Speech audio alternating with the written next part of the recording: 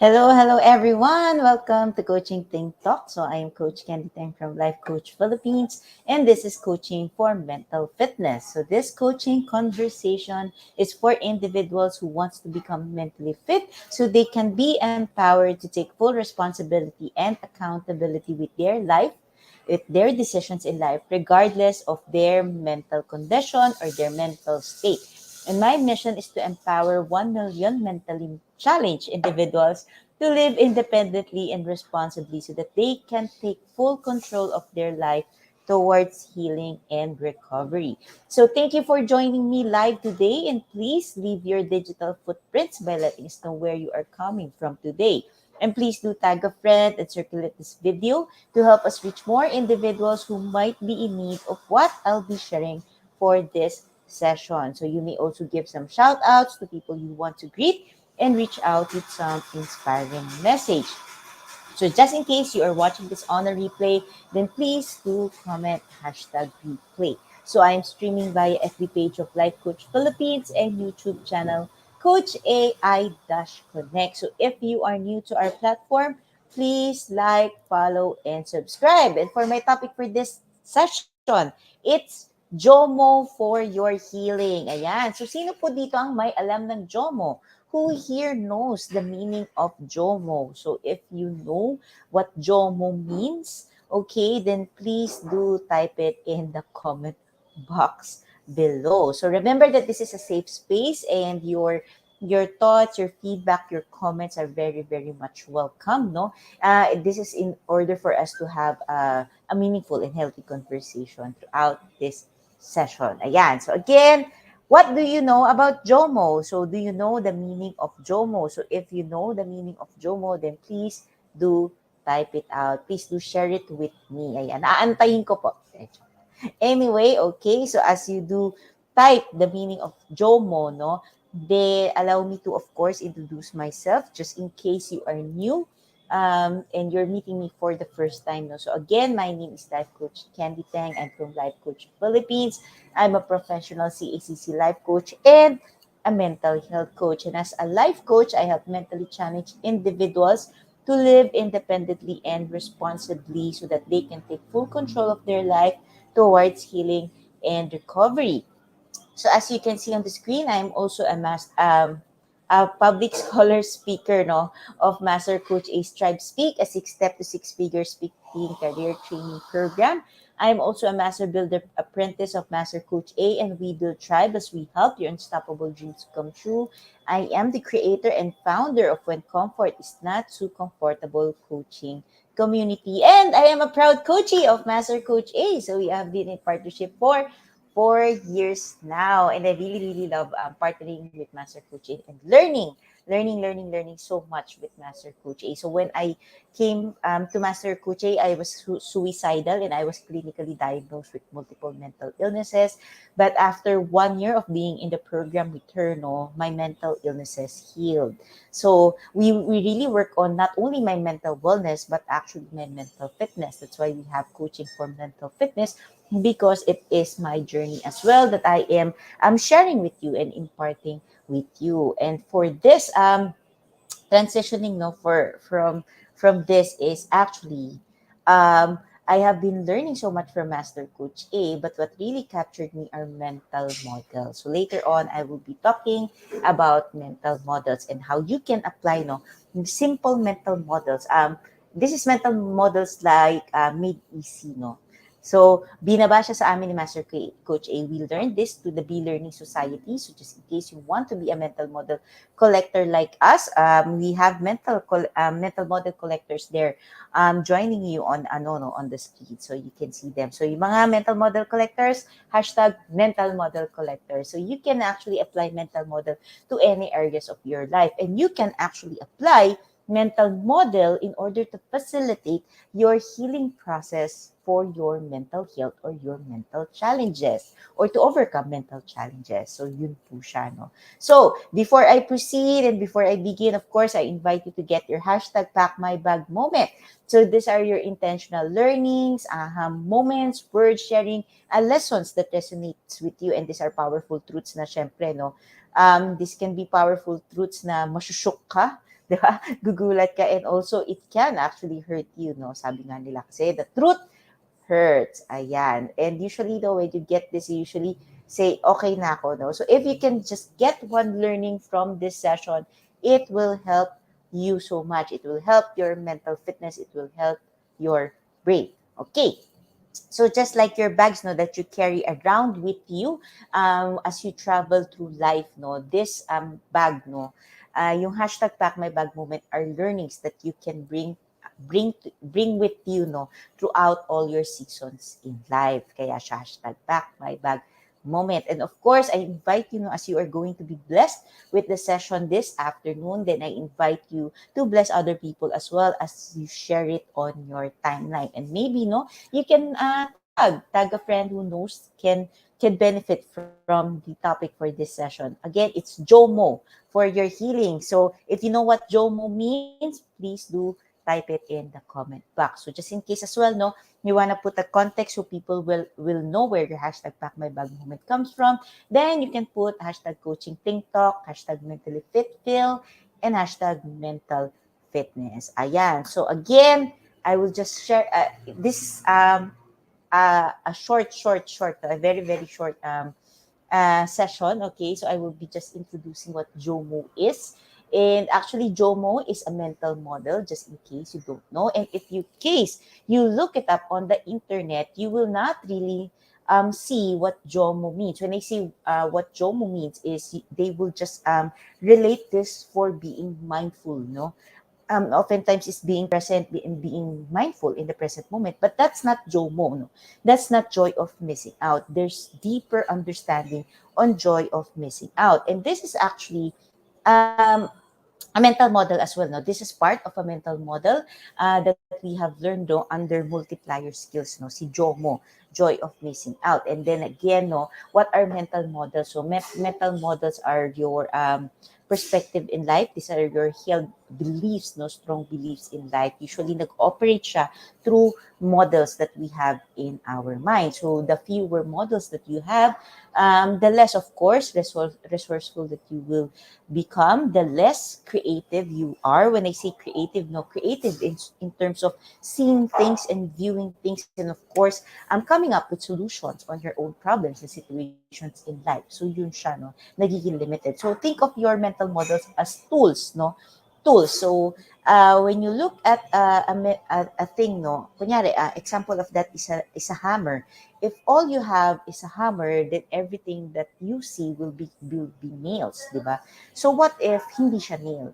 And all you know is how to use a hammer. So technically, even if it's not a nail, then you will just hammer your way through it. So mental models are like tools, no? Those tools, and the more mental models you have, then the more tools that you have, and the more creative you are, the more different perspective that you can see, no, from different angles and different interpretations in situations. And eventually, if you have problems as well, no, you can use that mental models in order to solve your problem, in order for you to come up with solutions to your problem. So it's all about mental models. And our mental models are actually the deeper, no, and the most deepest, the most not deepest, the most deepest, no, way that our brain operates, of course, aside from neuroplasticity, but this is actually the underlying of it, no, that actually governs habits, patterns, and cycles in our life that leads to events. So if you really want to break patterns, cycles in your life, then you really want to check out and learn mental models, because it will bring wonders in your life, and it's really honestly um, benefiting me a lot. Okay, so proceeding. JOMO again is a mental model from multiplier skills that we have learned from Master Coach A. So, what is joy of missing out? Again, when you research this on Google, you just see JOMO as common denominator, no, na kino-compare siya, no, for fear of missing out, or FOMO. Okay, so FOMO and JOMO are two different things. Okay, so for this session, I would just like to concentrate on JOMO and what it actually means, especially when it comes to your mental health and to your healing process. Okay, So, JOMO is more than being mindful and being present in the moment, but JOMO is actually being intentional on what you are missing out. Ibig sabihin, may joy doon. Oftentimes kasi, kaya siya related to FOMO because there's actually fear of missing out. Okay?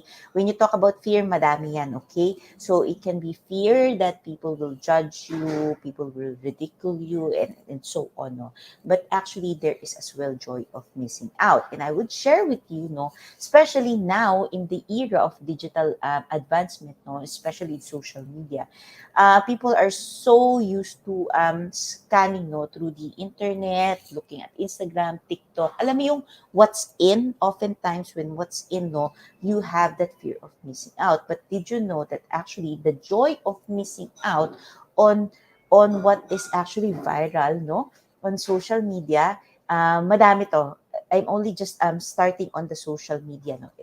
If there's something in social media that you can be joyful about missing, no, it will be the joy of missing anything that is not aligned with core values and that aligned with who you are as a person, with your beliefs, with your principles in life. There is actually joy of it. And when you talk about mental health, there is so much clutter, there is so much noise in the digital space right now that it actually affects your mental health. And we call this technopathologies, no? And but I will not dive into this, but technopathology. So pathology is the study of disease, and technology, malamang being technology. And when you combine technopathology, it's actually the disease, the illnesses that we get, no, from technology. And one common disease that we get from technology is actually our mental illnesses or mental challenges, no. We eventually develop this because we don't know the mental model of the joy of missing out. Eventually, the things that we see on social media becomes addictive. The things that we see, we want to copy, no, and you don't see the joy of not copying, of not doing what other people are doing. Ayan. So there's actually joy of missing out. Okay, so if you have any questions, feel free to comment it in the comment box. Okay, so where can you apply a joy of missing out in order for you to protect your mental health and in order for you to facilitate, no, the process of healing? Because oftentimes, especially if you are mentally challenged, no, you have a hard time healing, especially if you are into technology, no, lahat na lang ina-absorb mo. And this is only not limited to technology, no, but to people around you, to the space around you. There's so much here, no. So hindi lang tayo on the digital space, but what I'm talking about, I'm just introducing technopathology and the digital space, no, how it actually is affecting us right now. Because during now, no, in the pandemic, mas nag-advance yung technology because everything now is done digitally, no. So yung communication, friendships are developed through technology na online na because wala nga yung face-to-face, okay? So that's my intro. Okay? So where can you apply JOMO, no, or the joy of missing out in order to protect your mental health or in order for you to facilitate the healing process when it comes to your mental health? First is people, okay? There is joy in missing out people, okay? So, ano yung people? So, this is different from isolation, no? When I say people, certain people that is not beneficial to your mental health. There's actually joy in missing them out, okay, in your life. Especially, sino po dito yung may mga kilalang toxic and negative people in all their life, no? When you are with them, it actually drains you and no, it actually, you know that it affects your mental health. Sino dito yung merong mga kilala na ganon? It's not you, it's them, okay? I'm not saying that this is you, but this can actually be people that you know, okay? So you can apply JOMO with people, okay, in order to protect your mental health and in order for you to facilitate your healing process. How? Okay? Of course, if you keep on surrounding yourself with people who do not first know, understand your vision or your goal in life, then technically they will just keep on bringing you down. So when you miss out these kinds of people, eventually, you have a room, you have a space to find better people, new people who can understand your dreams, who will be able to support you in your dreams, who will be able to embrace you, no? And especially with mental challenges, no, or mental illness, you want to be able to find people who understand mental health, who values mental health. So this there are two kinds of people when you talk about mental health, no? People who keeps on who wants to keep on ranting about their mental health, how they are so crippled by their mental health, how it is difficult, no, living with mental health. And oftentimes these are the support groups, no. Not all, okay, not all support groups, but oftentimes these people nagrarant sila, and they feed, no, the ranting, the negative comment, they feed the negativity. So instead of helping you heal, no, eventually it brings you more down. So you want to go for people who values mental health, meaning people who understands mental health and who do things in order for them to become better, and in order for them to heal from their mental challenges, mental illnesses, okay? In order for you to facilitate a faster healing process. So there is joy in missing out certain kind of people in your life, especially people who are not aligned with your values in life, who who ano, no, especially yung tinatamaan yung values mo, no, they really contradict your values, and they make you do things, no. Technically, of course, it's not blaming them, no. Of course you have a part on it if you do it, but technically, no, you want to be able to really filter the people in your space.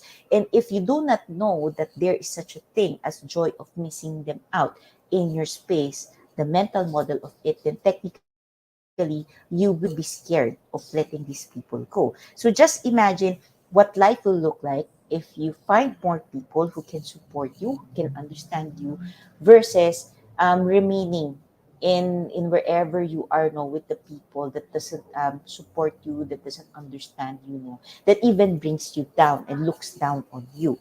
So just imagine what life will be if you continue on that way. And just imagine the joy of missing out this kind of people, and looking and having a space, a new space for better people in your life. So technically you can apply, no, JOMO on the people that you surround yourself with. And of course, next one is environment. There is joy in missing out in certain environments. So we have this as well in emotional rehab, especially if it brings memories, no, painful memories, and at the moment you are still healing from it, then there's actually joy of missing out of going in that place. Okay? So, isa yon, no, when it comes to betrayal, ayan, okay, breakups, ayan, di ba, oftentimes, gusto mo pang pumupunta, no, doon sa space kung saan kayo dati nagde-date, kung nasaan yung memory. So, technically, it triggers, no, the pain inside of you, and it will not help in your healing process. So, you want to be able to apply the joy of missing out in certain environments that gave you the pain in the first place, no, while you are still healing. And maybe probably, no, after you have healed, then you are strong enough, magkakaroon ka na redemption of memories, then you can just go back there. But at the time na fresh pa yung ano, no, yung like fresh pa yung wound, no, there is actually joy of missing out. And there is actually joy in missing out toxic environment. When we say toxic environment that doesn't help you grow as a person, no. So this can be environment that does, again, this can be, I'm not saying that probably, no, pwedeng family, but there technically, no, there is joy in missing out. Ako, I honestly don't like events, no, yung mga gathering, the simple gathering. I go for meaningful events, no, events that will help me better myself, help may intentionality na hindi lang yung, uy, kamustahan, no? So I'm very, very intentional right now because I know mental health, I know mental model, and I know mental fitness, and I value my mental health. So I am very, very selective now of the environment that I go into. That's why I'm always here in Decaf Coffee Republic, because Decaf Coffee Republic is a place, an environment that is very, very conducive for mental health, if you value your mental health, and for healing from mental conditions and different kinds of healing as well, emotional, mental, even physical, no, kasi we as well have here, no, healthy switch. So environment, there is joy of missing out in certain environments. Ayan, sabi ni si Jean, I am also selective. Ay, nakalimutan ko mag-greet ng viewers. Diyos ko Lord. Sabi ko, okay, so we have si Geraldine, we have Coach Ma, we have Coach Marife, we have Coach Rizel na si Coach Park, and we have Jean. Ayan. So, ayan, sabi ni Jean, I am also selective. Yes. So, there is actually joy of missing out. Okay? So, ako honestly, I'm not into clubbing. Hindi talaga ako doon. But before, no, I would just go there and be with my friends. Of course, as I enjoy it. But looking now, right now, no, yung values ko as a person and the way I value my mental health, there is actually joy of missing out in there. Okay. Now, if you're in the digital space, then technically, platforms, no, you can talk about platforms. You want to be able to be selective on platforms. Ako personally, again, personally, this is my personal take. Yung TikTok, I don't like much about TikTok, no? Kasi, iba kasi yung values ko. Okay, I really won't really dive into it. But I see different people, no, in the environment of TikTok, no, showing skins. That's for me, honestly, that's not reflective of self-respect and self-love, no. Because for me, when you talk about self-love and when you really value your mental health, you take care of yourself mentally, emotionally, and physically, and you won't allow anything, no, that can be an entry point, that can be a gateway, no, for people to like abuse you and look at you with malice. So yun siya. That's in my case, okay. So that's a kind of environment. So if we are, although I have an account in TikTok, but it's very intentional in providing education and learning, no. But it's really not into like dancing or alam mo yun, I'm really not into that. So that's my personal. So that's the joy of missing out in TikTok kasi hindi siya helpful sa mental health ko. Again, you talk about mental health and mental fitness, it is very, very personal to you. And of course, sabi ni Jean, no, I hate TikTok too. So relates Jean. So I feel like most content in TikTok are a bit shallow, no substance. Yes. Because ako, I honestly go for mental fitness. So I really take care of my mental health, yung learning sa brain ko, no. I am very, very selective on what I learn. Anything kasi that is lower, no, mas walang substance with what I am learning right now. It pulls the mental health down. Okay, it pulls the mental wellness down. That's why I'm very, very selective. And with that comes now knowledge and learning. Especially now in the digital space, no, you see people offer so many free stuff. No, you want to be able to have the joy of missing out because if you don't have the mental model of joy of missing out, then technically you will get all the learnings that you can get. Alam mo yung lahat ng free, kinuha mo, kinuha mo, kinuha mo, kinuha mo. So think of the learnings as food, no? Magandang analogy lang yan, food for your body. So, look at it as a buffet, no, in front of you, and then you just grab every food, no, that you can get, no, because you paid for it or it's free, no. Kunyari, libre ka na kaibigan mo, it's free. Then you just grab it. Eventually, ma-empacho ka, magkakasakit ka, no. Kasi you just fill yourself in. Eventually, your body will get damaged, no, or you will eventually develop and some kind of sickness, no. Ganon din po yung knowledge and learning. Think of knowledge and learning as food for your mental health. So if you just keep on feeding food in your brain that doesn't serve any purpose, it's actually taking up space in your brain. So merong nakalagay doon, alam mo yung in a physical space, yung tambakan, may nakatambak doon na hindi mo ginagamit. So, sayang yung space where you can just clean it up and put something like a furniture that you can use, no? Analogy, again, that's analogy, okay? So, technically, your brain operates that way, no? May mga spaces sa brain natin, may mga neural pathways din tayo, no? And when you learn something, no, you are developing that muscle in your brain, okay? So, if you learn something and you don't actually use it and there's no intention for it, sayang. Sayang lang siya. So, you want to become very, very intentional with what you are learning from from the digital space, what you are reading, everything that you do, no, even what you see, okay, even what you see can already affect your mental health kasi pumapasok yan sa brain natin. Okay, ini-interpret kasi ng brain natin anything that we see as well, no, na visual, even yung smell natin. But here, we want to be able to really become selective with your knowledge and learning. Like sinabi nga ni Gino, yung substance, she keeps on looking for substance because yun yung hinahanap ng brain niya. Yun yung feeding ng brain niya. So you want to feed your brain healthy stuff. And what are healthy stuff for you? Of course, it will depend on you. That's why in my case, I keep learning about mental models in order to keep on elevating my mental health, my mental wellness, in order for me to facilitate more the healing and recovery journey that I am in. And of course, when I get to learn this and apply this in my life, I get to help facilitate other people as well, especially my clients. So that is one of the values of of mental model. You can really use it in all aspects of your life, and you can even use it to facilitate your healing process and build on your mental health and mental fitness. Sabi ni Coach Part, yes, mental health is very personal. Know what can support your mental fitness. Yes, because if a good learning here, I really want to compare your mental health with roller coasters.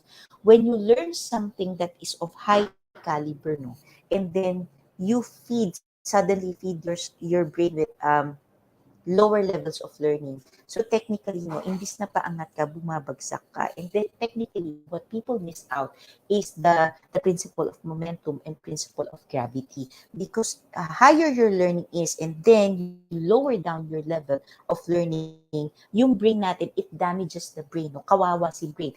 Kasi binabagsak mo si brain. And pag bumagsak si brain, remember that there is gravity. They don't just, your brain doesn't just go here on this level, no, it goes way down kasi may pull of gravity pa siya. So you really want to take care of your mental health. So that's what JOMO actually is. It's not being present in the mindful in your present moment. It's more than that. It's being very intentional on missing out on what can harm you. Okay, you miss out on what can harm you in order for you to gain that joy in receiving what you really want in life and what you deserve in life and what can help your health. And when we talk about health, it can be physical, emotional, mental, and even spiritual. See that JOMO mental health, you can apply this in all areas of your life. There's actually joy of missing out, okay? Especially when it comes with your mental health. So sabi ni Jean, still learning to have JOMO in learning. I think I need to learn all things. Yun yung siya, no? Yung all things.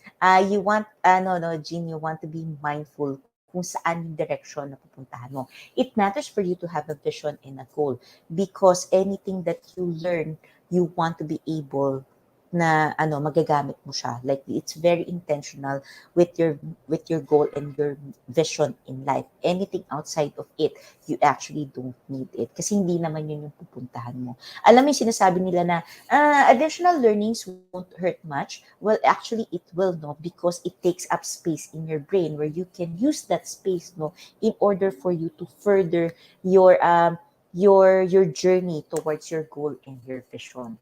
Of course, yun siya. So yun yung joy of missing out on there. Although again, since it is a mental model and it is part of mental fitness, you need to keep on applying it and you need to keep on working on it in order for you to strengthen that muscle. Again, when you start, of course, anything that is new, of course, is uncomfortable and oftentimes, no, naturally, our brain resists it, no, yung sistema natin, it resists it. That's why you need someone to journey with you in order to facilitate that process with you. So sabi ni Coach Bart, do not expose yourself to knowledge that will negate. Yan, ang ganda. Do not expose yourself to knowledge that will negate all your learning. Sayang ang investment mo for your self-development. Yes, especially if you're investing already for yourself, don't go for a lower investment. I mean, you're already shortchanging yourself, no? You're shortchanging yourself. Oftentimes, iniisip natin, nagtitipid. So, why are you, no? Bakit ka nagtitipid sa sarili mo? Bakit ka nagtitipid sa sarili mo if kaya mo naman gumusto sa ibang tao? 'Di ba? So, unahin na naman natin sarili mo. So, it comes as well, no? Self-love is, again, I've been teaching this self-love is part of your mental fitness. And if you look into it, no, you cannot have self-love if you do not take care of your mental health and your mental fitness. It is just impossible. So, again, kung gusto niyo na i-run ko ulit yung self-love, no, workshop, just let me know. So, it is, no be no nonsense guide to self-love. What self-love truly is, and that is as well, no, your mental health. Ayan. So that's it for our session for this afternoon, for this session of coaching for mental fitness. Again, there is joy of missing out on things that will not help you in terms of your mental health, that will not help you grow as a person, and that will not help your healing process. There is always joy of missing out all of this, no, in order to better take care of yourself. So I would like to invite you, yung social media tapos na yon, na-discuss ko na siya. Anyway, I would like to invite you, no, for the life coaching immersion class by Coach Teen. So this is no monetary investment, and this will be happening on March 5, which is a Saturday at 7:30 p.m. So next week po siya, next Saturday, no.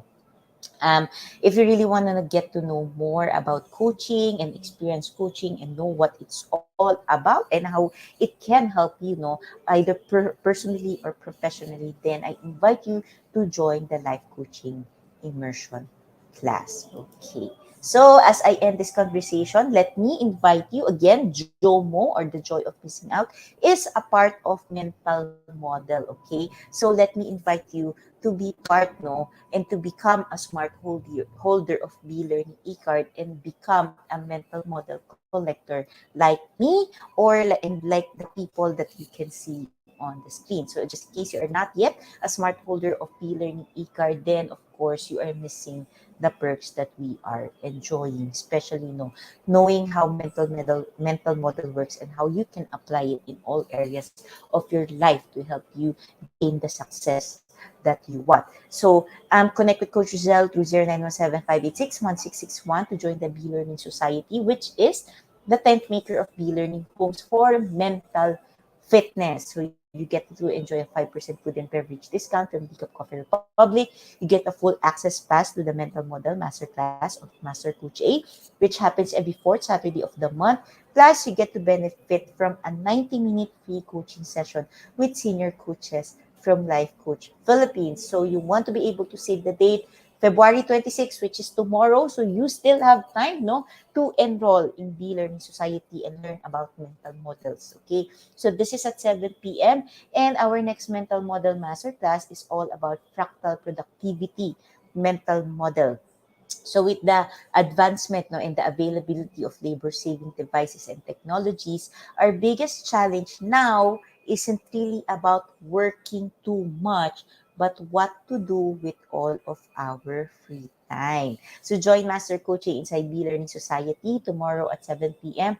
to unlock the paradoxes of time, the fractal productivity mindset, and of course, learn the secret behind Warren Buffett's success. So if you want to know more about this, actually, Master Coach has been releasing, snippets of it inside the Cup Coffee Republic page, yung kulay green. Okay, yung may letter B, the gold B that you can see. These are what you can expect, from class. So this is a very, very interesting topic, no. Yung fractal productivity, unlike popular beliefs of what we know of the traditional productivity where you work longer, in fractal productivity, it teaches you how to work in a lesser time but gain better results.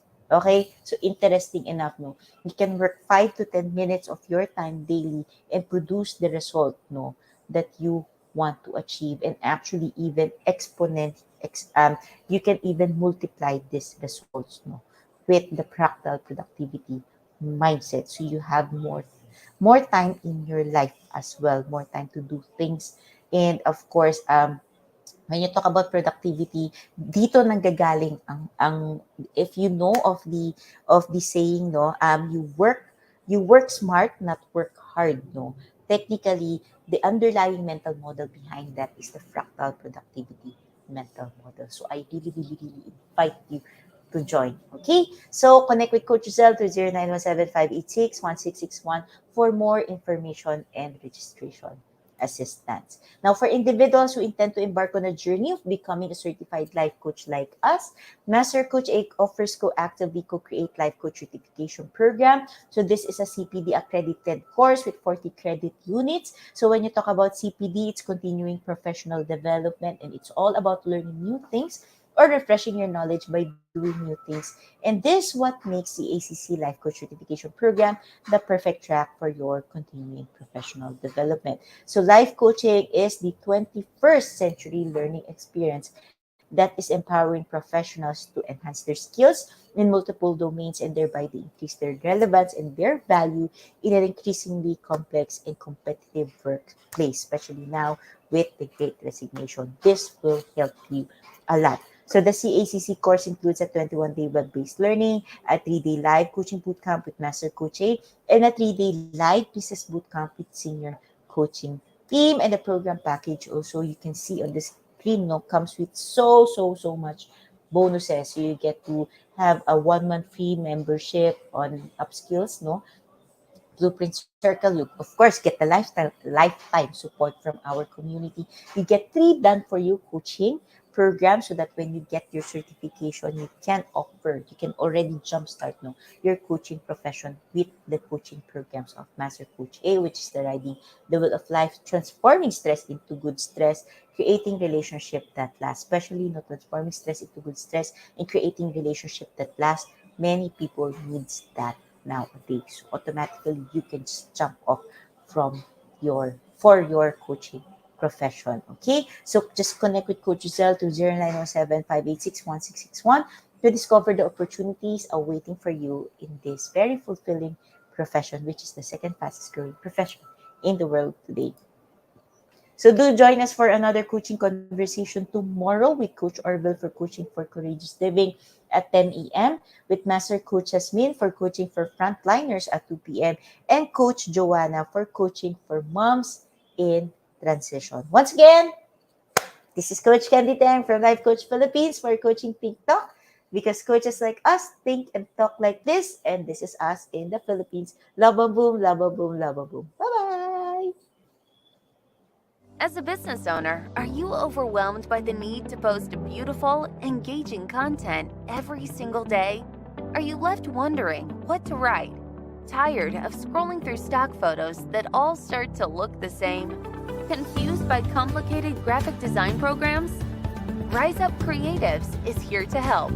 Each month, we give you everything you need to create 31 days of social media content in just 5 minutes a day. Customizable captions, curated lifestyle photos, a drag-and-drop graphic design tool, and the ability to post directly to your social media accounts. No one else empowers you with these 4 resources all in one place. Each month, we help you plan your social media calendar by providing you with 31 image themes and customizable captions, so you can quickly and easily create engaging content and grow your following. Simply select the image that works best for your feed or story. Then, copy the caption and customize it to fit your audience. 5 minutes a day. It's that quick. Plus, you'll absolutely love our drag-and-drop graphic design tool. Start from scratch or choose one of our beautiful templates to fit your unique brand. When you're ready to export your design, you can download, email, or post directly to your social media accounts. Here's the truth. Our world needs what you have to offer. Don't let technology or procrastination hold you back. Rise Up Creatives is more than an online resource. We're a community helping you overcome your biggest barriers to reach your greatest goals. We're here to help you rise up and be creative.